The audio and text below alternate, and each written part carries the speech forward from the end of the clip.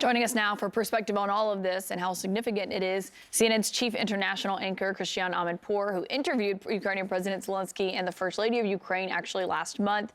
Christiane, this is just incredibly significant. I mean, it's been 300 days. He has not left Ukraine, and now his first trip outside during this war is to the United States. Absolutely, Caitlin. And of course, the United States is his biggest backer, and he has thanked them over and again, including in my interview, and thanked the American people, knowing that it is taxpayers' money that is helping Ukraine with the weapons that it needs. This is an incredibly important punctuation point because of where we are in the war, and because of the change in seasons. You know, many have likened and have pointed to Winston Churchill, the famous British World War II leader, as the epitome and the example of a leader during wartime.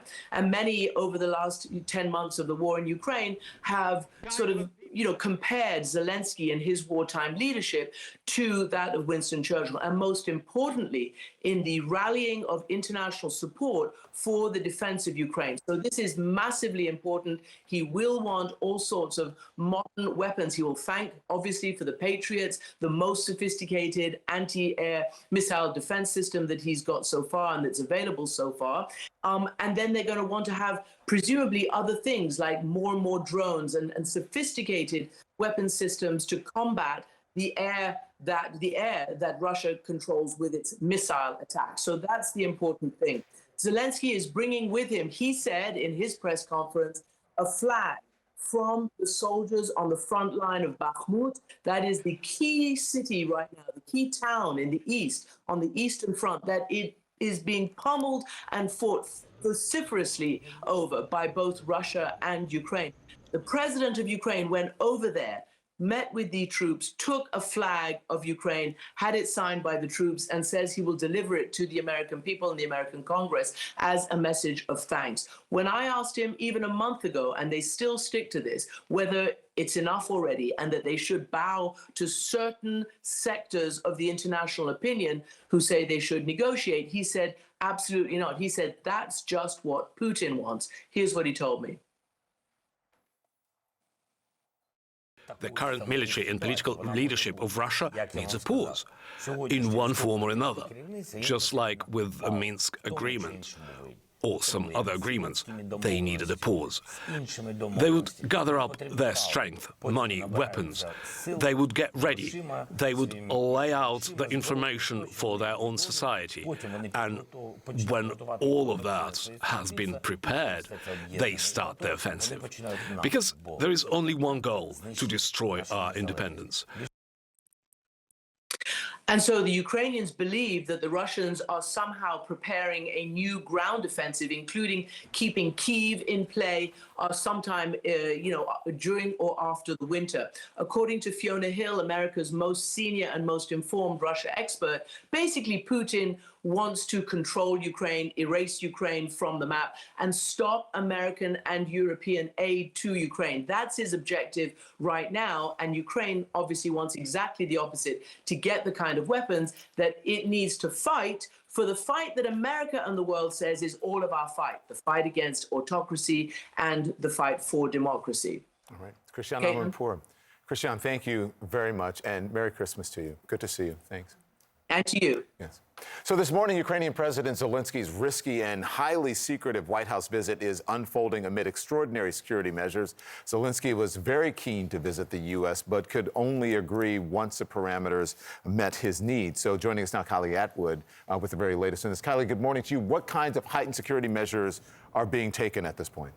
Well, Don, realistically, we'll probably know a lot more about that after this visit has concluded, because what the Biden administration, what Zelensky is trying to do is really keep close tabs on all information about this visit, because, as you said, it is risky. They did try and keep it confidential for as long as they could. But what we do know is that there were security consultations between the U.S. and those around Zelensky that started about a week ago, and President Zelensky had some conditions that needed to be met. Once those conditions were met, they did and then confirm that the trip was going to happen. That happened on Sunday. Now, the Biden administration, senior administration officials aren't saying how Zelensky is flying here, if he's coming on a U.S. military aircraft or not.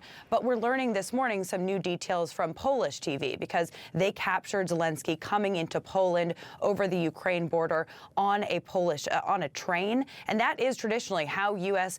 leaders around the world have gotten in and out of Ukraine, on that train that comes in and out of the country, and then, of course, on a flight out of Poland. Now, the other thing that's noteworthy is that he was with the U.S. ambassador to Ukraine, Bridget Brink, and notably today, of course, Ukraine is going to be a focus, but we should note that the U.S. Senate is going to be voting on Lynn Tracy. Now, she is going to be the first female ambassador to Russia, and she's going to be replacing John Sullivan, who was there for a number of years. Her nomination went to the Senate in September. They're going to be voting on her today, and it's just significant because this is a day all about the United States standing with Ukraine. But of course, it is noteworthy that the Senate is also going to be sending a new ambassador to Russia. All right, Don? and the world will be watching. Thank you very much, Kylie Atwood. For more perspective on this, let's bring in former European Affairs Director at the National Security Council, retired Lieutenant Colonel Alex Vindman, and former U.S. Ambassador to Ukraine, Bill Taylor, who is currently the Vice President of the U.S. Institute of Peace, Office of Strategic Stability.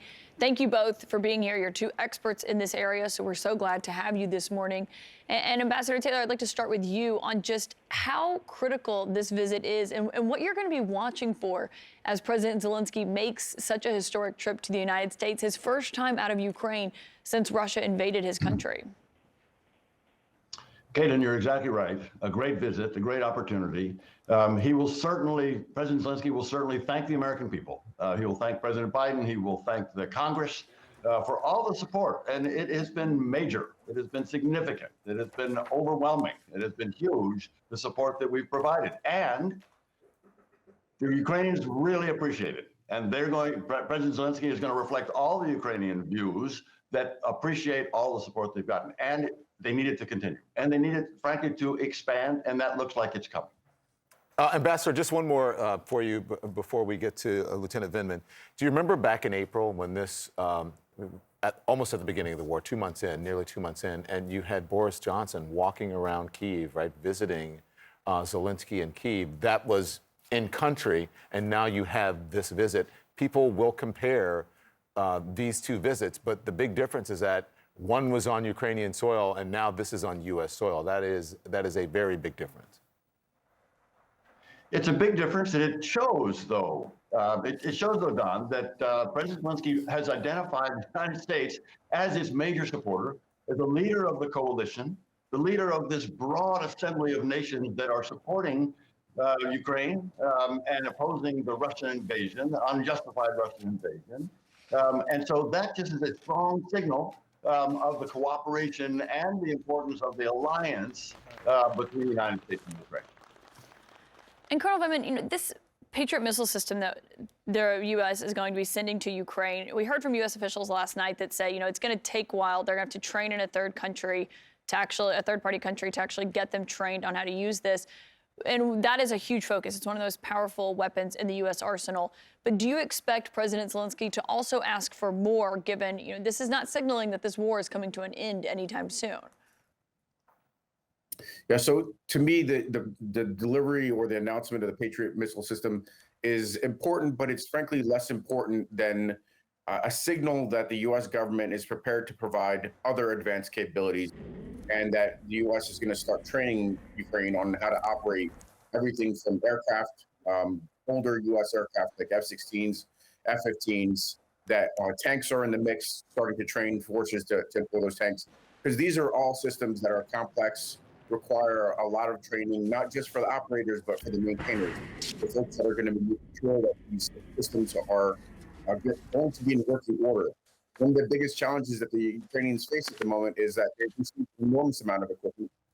And over the course of 10 months, a lot of it has started to break down. So a broader kind of more strategic relationship and a more strategic view on sustaining this war for the next 6 to 9 months is going to be absolutely critical. And I think that's exactly why President Zelensky is making this trip now. It's halftime. He's run up the score real high. The end game is in this spring and summer, and he's going to push through until he liberates the entirety of his country. And he's looking for the U.S., his strategic partner, his strategic ally, to wade in the same way with the same kind of commitment.